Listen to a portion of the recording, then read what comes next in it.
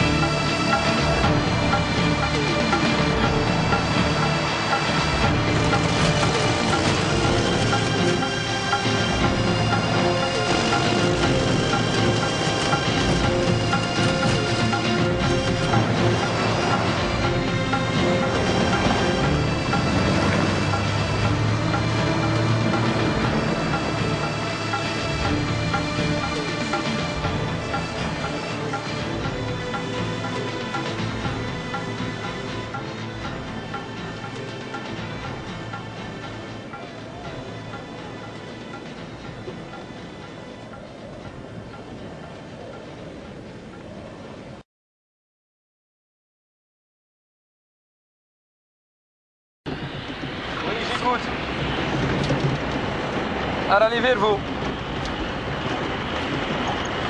أنا أنكر. Rien ne sera de gente. Terminez pour moi.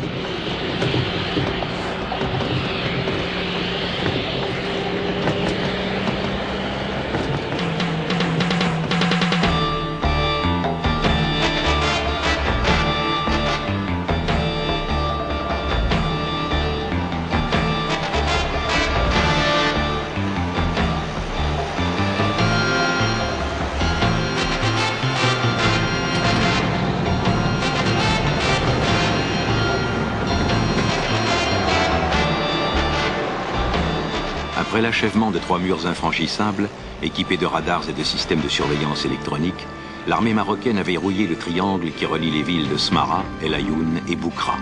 Autrement dit, la zone peuplée, mais aussi celle des phosphates. Le Sahara utile est sous contrôle. Progressivement, elle a coupé la route de l'Atlantique au Polisario et occupé leur chef-lieu à Ouza. De guerre d'usure longue et périlleuse, on est passé à une guerre de position, abandonnant les 4/5 du désert au Polisario.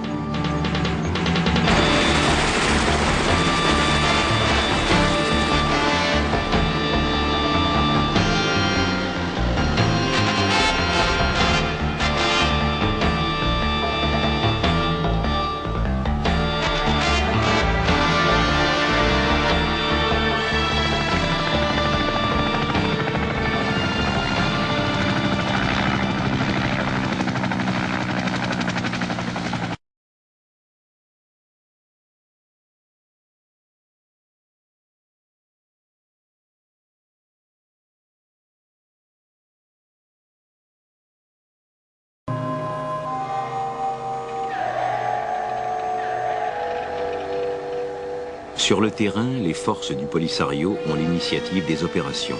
Ils savent parcourir cette immensité, se déployer, porter des attaques en territoire marocain ou mauritanien et se replier dans le sanctuaire du Tindouf que leur a concédé l'Algérie.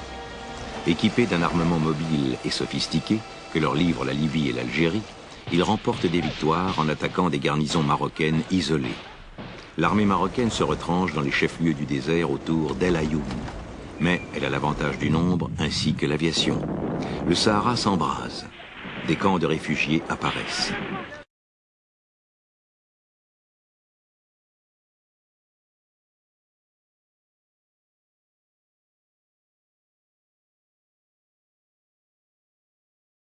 Le Polisario arrive cependant à faire reculer la Mauritanie, où un coup d'État en 1978 débouche sur sa neutralisation dans le conflit. C'est l'armée marocaine qui deviendra désormais son ennemi principal.